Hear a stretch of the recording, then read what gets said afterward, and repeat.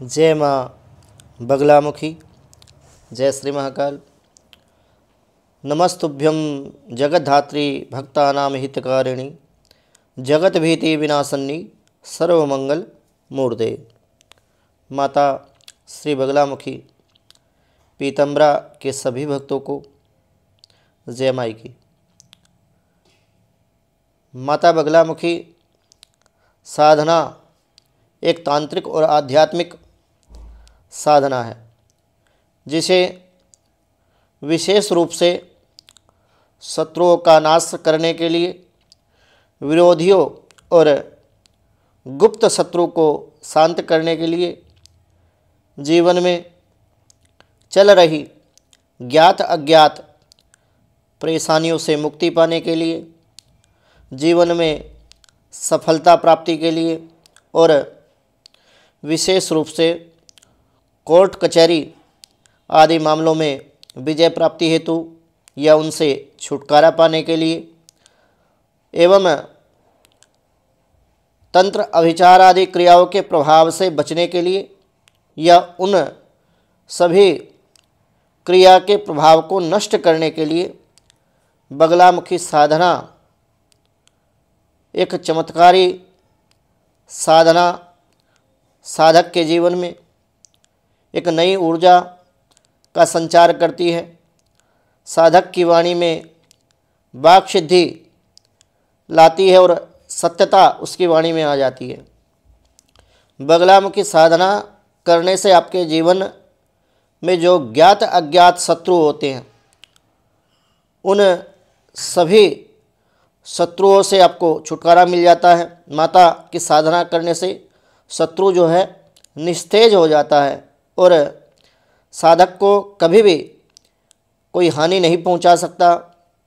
ऐसी परिस्थिति माता बगलामुखी श्री पीताम्बरा की साधना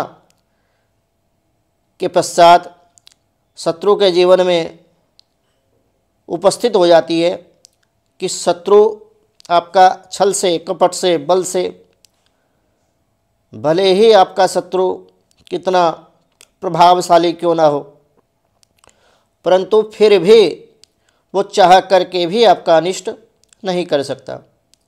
मैं आचार्य प्रदीप भारद्वाज माँ बगलामुखी के यूट्यूब चैनल में आप सभी भक्तों का मैं हार्दिक स्वागत करता हूँ, हार्दिक अभिनंदन करता हूँ। भक्तों, आज मैं माता श्री बगलामुखी पीताम्बरा के साधना के विषय में आपको कुछ जानकारी दूंगा। यदि मेरे द्वारा दी गई जानकारी आपको अच्छी लगे तो YouTube चैनल को सब्सक्राइब अवश्य करें और इस वीडियो को आप अधिक से अधिक संख्या में लोगों तक पहुंचाएं, ताकि और भी लोग माता श्री बगलामुखी पीताम्बरा के विषय में जानें और माई की साधना की जानकारी अन्य लोगों तक पहुँचे और वो भगवती बगलामुखी की साधना करके, आराधना करके अपने जीवन में चल रही ज्ञात अज्ञात बाधाओं से मुक्ति पा सकें। तो सबसे पहले नंबर पर मैं बात करूंगा साधना का समय और स्थान, क्योंकि ये दोनों ही बातें बड़ी विशेष और महत्वपूर्ण मानी गई हैं। क्योंकि जब आप किसी क्षेत्र में नए होते हो, आपको उन चीज़ों का अनुभव नहीं होता। यदि आप अनुभव लेकर के किसी क्षेत्र में, किसी फील्ड में कार्य करते हैं तो उसमें आपको सफलता भी शीघ्र मिलती है और उसका जो प्रभाव है वो प्रभाव भी काफ़ी अच्छा देखा जाता है। तो बगलामुखी साधना के लिए जो समय है वो उपयुक्त रात्रि का समय बड़ा विशेषकर, और रात्रि में भी मध्य रात्रि उपयुक्त माना जाता है। जो लोग इस समय पर साधना करते हैं, भगवती श्री बगलामुखी पीताम्बरा की विशेष कृपा साधक पर शीघ्र अतिशीघ्र हो जाती है। और जो लोग इस समय पर साधना नहीं कर सकते, वो लोग ब्रह्म मुहूर्त में साधना यदि करें तो अच्छा प्रतिफल जीवन में उनको प्राप्त हो सकता है। अब स्थान की बात कर लेते हैं। तो स्थान कैसा होना चाहिए? माता श्री बगलामुखी पीताम्बरा की साधना में एकांतवास में यदि आप साधना करते हैं तो बड़ा ही श्रेष्ठ प्रभाव इस साधना का आपके जीवन में आपको देखने को मिल सकता है। और सेकंड नंबर पर स्थान की पवित्रता की हम बात कर लेते हैं कि स्थान, जिस स्थान पर आप पूजा करेंगे, जिस स्थान पर आपने साधना करनी है, उस स्थान को आप चयनित तब करें जब आपको ये बिल्कुल क्लियर हो जाए कि वो स्थान पवित्र है, शुद्ध है। और वस्त्र परिधान जो है, माता श्री बगलामुखी को पीताम्बरा भी कहा जाता है, इसलिए माता बगलामुखी की साधना में पीले वस्त्र पहन करके आपको साधना करनी चाहिए। और पूर्व या उत्तर दिशा की ओर मुख करके आप यदि साधना करते हैं तो भगवती बगलामुखी की विशेष कृपा आपके जीवन में आपको प्राप्त होगी। अब दूसरे नंबर पर मैं बात करूंगा कि साधना में सामग्री क्या हो। देखिए, यहाँ मैं जो इस साधना की विधि बता रहा हूँ आप लोगों को, ये केवल ग्रस्त लोगों के लिए है। जो ग्रस्त में रह करके माता श्री बगलामुखी पीताम्बरा देवी की साधना करना चाहते हैं, अपने जीवन में चल रही ज्ञात अज्ञात परेशानियों से मुक्ति पाना चाहते हैं, उन लोगों के लिए सूक्ष्म समय में और सूक्ष्म सामग्री और विधान के साथ बड़े ही शॉर्टतम तरीके से मैं इस साधना को लेकर के आपके लिए उपस्थित हुआ हूँ। तो साधना में सामग्री आपको पीला आसन, वो बहुत ज़्यादा ज़रूरी, पीले रंग के वस्त्र आपको पहनने के लिए, भगवती बगलामुखी श्री पीताम्बरा का यंत्र या कोई तस्वीर, कोई प्रतिमा माता की हो, पीले रंग के फूल माता के पूजन में आपको नित्य प्रतिदिन चाहिए, पीली हल्दी की गांठ वाली माला, क्योंकि बगलामुखी माता का जो जप है वो हल्दी की गांठ की जो माला होती है उस पर किया जाता है। और भगवती बगलामुखी के लिए पीले वस्त्र पूजा में अर्पित करने के लिए, और भोग के लिए आपको पीले ही बेसन के लड्डू का भोग भगवती की पूजा में लगाना है। और इसके अलावा आप पीले अक्षत, पीले पुष्प और जो भी द्रव्य, अधिकतर जो द्रव्य चढ़ेंगे भगवती को अर्पित होंगे वो सब पीले रंग के ही होंगे। तो यदि आप इन चीज़ों का अपने जीवन में ध्यान रखेंगे तो बड़ा ही शुभ प्रभाव आपके जीवन में भगवती की पूजा का आपको दिखेगा और अतिशीघ्र चमत्कारी, क्योंकि 10 महाविद्याओं में भगवती बगलामुखी जो है वो अष्टम महाविद्या है। माता श्री बगलामुखी को स्तंभन की देवी हमारे तंत्र शास्त्र में बताया जाता है। तो बगलामुखी माता की साधना करके बड़ा ही अच्छा प्रभाव कोई भी व्यक्ति अपने जीवन में देख सकता है। कहने का अर्थ यह है कि यदि आप सब जगह से हार चुके हैं, कहीं भी आपको कोई रास्ता नज़र नहीं आता, तो आप माता श्री बगलामुखी शरण में एक बार जा करके देखिए। मेरे कहे अनुसार आपको जहाँ सारी दुनिया की शक्तियाँ हार जाती हैं, जहाँ सब रास्ते बंद हो जाते हैं, वहाँ केवल और केवल मात्र एक महाविद्या ऐसी है जो भगवती बगलामुखी 10 महाविद्याओं में अष्टम महाविद्या, इनकी साधना, इनकी आराधना करके आप अपने जीवन में कुछ भी प्राप्त कर सकते हैं और बड़ी सहजता से। कोई भी वस्तु आपके लिए संभव नहीं होगी। अब तीसरे नंबर की बात कर लेते हैं कि साधना की प्रक्रिया क्या हो। तो सबसे पहले तो आपको प्रथम स्नान आदि करके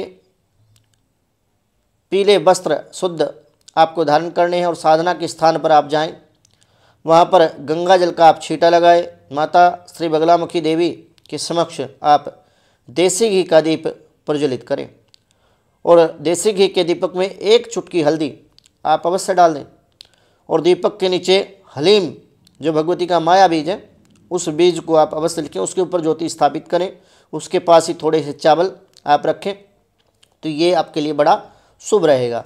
उसके बाद दीपक जलाएं और सर्वप्रथम आप माता बगलामुखी के जो भैरव हैं, मृत्युंजय भैरव, उनका ध्यान करें और उसके पश्चात आप माता श्री बगलामुखी की साधना प्रारंभ करने के लिए अपने कुल देवी देवताओं से अनुमति लें, उनकी प्रार्थना करें, उनका ध्यान करें। और साधना से पूर्व भी मैं तो आपको ये कहना चाहूँगा कि आप माता श्री बगलामुखी की साधना से पूर्व अपने कुल देवी देवताओं के लिए एक छोटा सा हवन करके या मात्र और मात्र 10 सहस्त्र जप अपने कुल की देवी के लिए, अपने कुल के देवता के लिए करके तब आप इस साधना को प्रारंभ करें। तो आपके लिए एक अच्छा अनुभव इस साधना में आपको प्राप्त होगा और भगवती की विशेष कृपा आपको जल्दी ही अपने जीवन में दिखेगी। उसके उपरांत आपको क्या करना है, तो सबसे पहले अपने गुरु का आप ध्यान करें। गुरु का ध्यान करने के उपरांत आप आचमन करें। आचमन के बाद में आसन पवित्र करें, आसन पर थोड़ा सा जल छोड़ें, पृथ्वी माता का स्पर्श करके प्रणाम करें, साधना के लिए आप आज्ञा लें। उसके उपरांत आप 3 बार आचमन करें, ओम केशवाय नमः, ओम नारायणाय नमः, ओम माधवाय नमः। इस के पश्चात आप अपने हाथ धुलें। फिर पुनः दाहिने हाथ में जल लेकर के आप संकल्प कर लें। तो संकल्प जिन लोगों को नहीं आता वो कैसे संकल्प करें, तो भैया इसका जो सबसे साधारण सा तरीका है वह ये है कि आप अपने दाहिने हाथ में थोड़े सा जल, थोड़े से चावल, कुछ द्रव्य, द्रव्य का अर्थ है कि कुछ पैसे लेकर के हरिओम विष्णु विष्णु विष्णु 3 बार विष्णु विष्णु उच्चारण करें। उसके उपरांत आप मन ही मन में अपना संकल्प करें कि आप किस राज्य में रहते हैं। मान लीजिए आप उत्तर प्रदेश में रहते हैं, पुण्य पवित्र प्रदेश है उत्तर प्रदेश है, अमुक मंडलांतर्गत क्या आपका जिला है। मान लीजिए आपका मेरठ जिला है, तो मेरठ मंडलांतर्गत किस गांव में रहते हैं, तो जिस गांव में रहते हैं अमुक नामनी ग्राम में, तो जो भी आपका गांव हो, मान लीजिए आपका गांव जो है सरूरपुर है, सरूरपुर नामनी ग्राम में, और अमुक संवत्सरे जो संवत है 2081 मासे, जैसे अभी कार्तिक का महीना चल रहा है तो कार्तिक मासे सुबह शुक्ल पक्षे, जैसे अभी शुक्ल पक्ष है तो अमुक नामनी सुपन्याम तिथौ जो तिथि है, जैसे आज प्रतिपदा तिथि है तो प्रतिपदा नामनी सुपन्याम तिथु अमुक वार वासरे शनिवार वासरे अमुक गोत्रोत्पन्नो, हम जो आपका गोत्र है भारद्वाज जैसे हमारा गोत्र है तो आप अपने गोत्र का उच्चारण करें। भारद्वाज गोत्रे तो अमुक नामनी, तो मेरा नाम प्रदीप भारद्वाज है तो आप अपने नाम का उच्चारण करें। तो प्रदीप भारद्वाज अमुक नामनी प्रदीप भारद्वाज नामने भगवती बगलामुखी श्री ब्रह्मास्त्र विद्या कृपा प्राप्ति हेतु अमुक मनोकामना सिद्धि हेतु, जो भी आपकी कामना है आप भगवती से कहें। या फिर कोई कोर्ट आदि में आपका कोई मुकदमा चल रहा है, उस मुकदमे की निवृत्ति के लिए भगवती से आप प्रार्थना करें। उसके पश्चात जो भी आपकी कामना मन ही मन आप भगवती से कह सकते हैं, कोई बोलना कोई ज़रूरी नहीं है, क्योंकि देवता तो केवल भावों को समझते हैं। तो यदि आप भावों के द्वारा देवताओं को पुकारेंगे तो वो आपकी पुकार जो करुण पुकार है आपकी अवश्य सुनेंगे, और उसके बाद में उस जल को आपको भूमि पर या किसी पात्र में छोड़ देना। उसके उपरांत आपको माता श्री बगलामुखी के कवच का पाठ करना है। कवच का पाठ करने के उपरांत आप जो हरिद्रा गणपति है, हरिद्रा गणपति का एक बार या तो 11-21 बार आप उनका ध्यान करें। ओम हरिद्रा गणपति नमः, या फिर ओम हुम गम गुलोम हरिद्रा गणपति वर वरद सर्वजन हृदय में स्तंभे स्तंभे स्वाहा, इस मंत्र का 108 बार जप करें। इसके उपरांत आप भगवान मृत्युंजय भैरव ओम मृत्युंजय भैरवाय नमः इस मंत्र का 11-21 या मैं तो ये कहूँगा कम से कम 108 बार तो जप अवश्य करें। तो 108 बार जप करें, या फिर ओम हुंग जुंग से इस मंत्र का भी आप जप कर सकते हैं, या मृत्युंजय मंत्र का भी आप जप करें तो वो भी श्रेष्ठ कार्य आपके लिए साबित होगा। इसके उपरांत आप पुनः अपने गुरु का ध्यान करें, और बगलामुखी माता का जो मंत्र है, जो मूल मंत्र है, यदि आप दीक्षित हैं तो तभी आप इस प्रयोग को करें, अन्यथा यदि आप दीक्षित नहीं हैं तो मैं आपको ये कहना चाहूँगा कि आप इस प्रयोग को ना करें। किसी योग्य ब्राह्मण, किसी योग्य गुरु से दीक्षा लेने के उपरांत आप यदि इस प्रयोग को करेंगे तभी आपको इसका प्रभाव दिखेगा जीवन में। तो उसके बाद में आप जो भगवती का मूल मंत्र है उसका आप जप करें। तो जप कम से कम कितना आपको करना चाहिए, तो कम से भी कम यदि आपकी कोई थोड़ी समस्या है, आप समझते हैं कि आपकी छोटी सी समस्या है, तो 11,000 की संख्या में आप इसका जप करें तो आपको बड़ा अच्छा रहेगा। यदि समस्या थोड़ी विकट है, लगता है आपको असंभव सी लगती है, तो 36,000 जप आप कर लें। उसके बाद में यदि उससे भी बड़ी समस्या लगती है, आपको ये लगता है ये कार्य तो सिद्ध हो ही नहीं सकता, तो उसके लिए 1 लाख मंत्र जप आपको करना होगा। वो मंत्र जप आप 30 दिनों के अंतराल में या फिर 21 दिनों के अंतराल में 50 माला रोज करेंगे तब भी 1 लाख हो जाएगा, ठीक है। और भैया 30 माला रोज करेंगे, लगभग 33 माला रोज करनी होगी तब भी आपका 1 लाख पूरा हो जाएगा, ठीक है। और यदि 1.25 लक्ष्य करेंगे तो 40 माला 41 माला रोज करेंगे तब 1.25 लक्ष्य हो जाएगा। उसके बाद में जितनी भी आपने माला करनी है, मान लीजिए आपने 10,000 करना है तो 10 दिन में यदि आप इसको पूरा करते तो 10 माला आप जप करें। उसके बाद में फिर पुनः जो है कवच का पाठ करें। क्योंकि कवच को किसी भी देवी देवता की सबसे ज़्यादा प्रभावी माना जाता है। वो इसलिए माना जाता है क्योंकि कवच जो है कुंजी है। कुंजी का अर्थ यहाँ यह है कि एक चाबी, जब आपके पास किसी लॉक को खोलने की होगी, कोई चाबी होगी, तो आप उसको आसानी से खोल पाएंगे, अन्यथा आप उलझे रहेंगे और आपको उसमें कुछ नहीं होना। शायद वो खुल भी सकता है, नहीं भी खुल सकता, ये भी परिस्थिति हो सकती है। साधना आपकी निष्फल भी हो सकती है। मैंने अपने जीवन काल में ऐसे बहुत से साधक देखे हैं जो मेरे संपर्क में आए। उन्होंने कई बार सवा लक्ष्य जप का संकल्प लेकर के भगवती की साधना की, परंतु फिर भी वो साधना में असफलता का मुंह उन्होंने देखा, साधना उनकी सफल नहीं हो पाई।